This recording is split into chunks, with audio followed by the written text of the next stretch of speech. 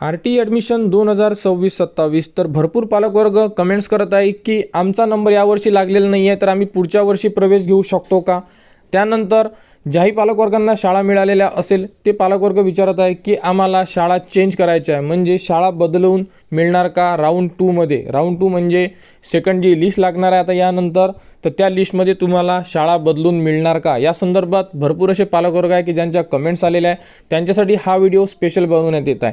तर बघू शकता, पहिला पॉईंट आहे तर शाळा बदलवून मिळणार का, म्हणजे तुमचा जर नंबर पहिल्या लिस्टमध्ये लागलेला आहे, तुम्हाला एक कोणत्याही नंबरची स्कूल मिळाली असेल, जशी पहिल्यापासून तर 10पर्यंत तुम्ही स्कूल ॲड केलेल्या असेल, यामधून तुम्हाला एक शाळा मिळालेली आहे, परंतु आता तुम्हाला ती शाळा आवडत नसेल, तर पुढील लिस्टमध्ये तुम्हाला नवीन शाळा मिळणार का? अशाबद्दल तुमच्या मनात जर प्रश्न निर्माण झालेला असेल तर लक्षात ठेवा की RTच्या रूलनुसार तुम्हाला जर एकदा शाळा मिळाली, म्हणजे ती शाळा कोणतीही असो RTच्या लिस्टनुसार, तर तुम्हाला परत दुसरी शाळा मिळत नाही आणि दुसऱ्या लिस्टमध्ये फक्त आणि फक्त वेटिंगवाले जे विद्यार्थी आहेत त्यांना क्लिअर केल्या जाते. त्यामुळे तुम्हाला जीही शाळा मिळाली असेल, पहिल्या नंबरची असो किंवा 10व्या नंबरची, या शाळेमध्ये प्रवेश घ्यावा लागेल, अन्यथा तुम्हाला RT प्रवेशामधून बाद व्हावे लागेल, म्हणजे तुम्हाला RTमध्ये जो नंबर लागलेला आहे हा सोडून द्यावा लागेल.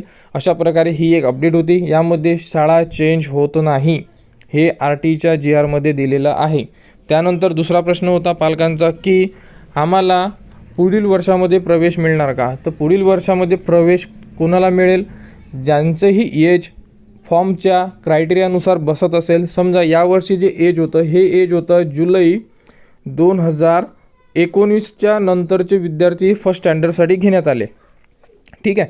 तर आता यावर्षीसुद्धा, म्हणजे आता पुढील वर्षाला जर फॉर्म पकडले आपण, तर एक वर्ष एक्स्ट्रा वाढणार आहे. तर एक वर्ष जर एक्स्ट्रा वाढलं तर तुमचा पाल्याचं वय काय लागणार आहे? जुलै 2020. तर जुलै 2020च्या नंतरचे आणि 2021मधले हे जर विद्यार्थी असेल, म्हणजे हे जर पाल्य असेल तुमचं, तर तुमचा नंबर, म्हणजे तुम्ही फॉर्म भरू शकता.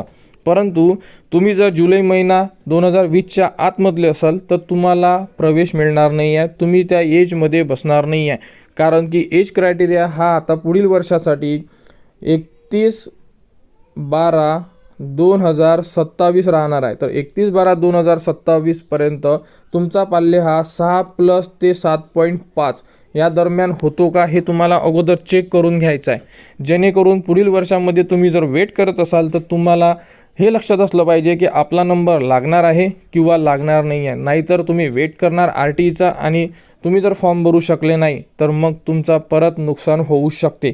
आणि त्यामुळे ज्याही पालकवर्गांचे नंबर लागलेले नसेल ते पालकवर्ग आपल्या पाल्याचा कुठेतरी, म्हणजे जेही तुम्हाला शाळा पाहिजे असेल त्या शाळेमध्ये प्रवेश घेण्याचा प्रयत्न करा.